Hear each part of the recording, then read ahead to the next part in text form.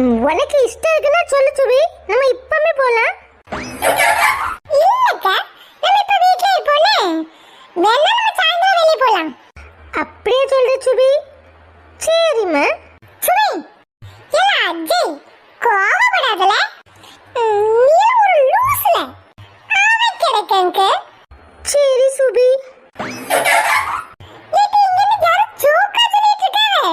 ஏன் இப்படி சிரிச்சிட்டு இருக்கீங்க? சுபி, என்ன? இல்ல வாங்கல, எங்க வீட்டுக்காவது போவோம். சரி, எல்லாம் சேர்ந்து போலானே, சாயந்தரமா போலாம். இந்த தான இருக்கு வீடு.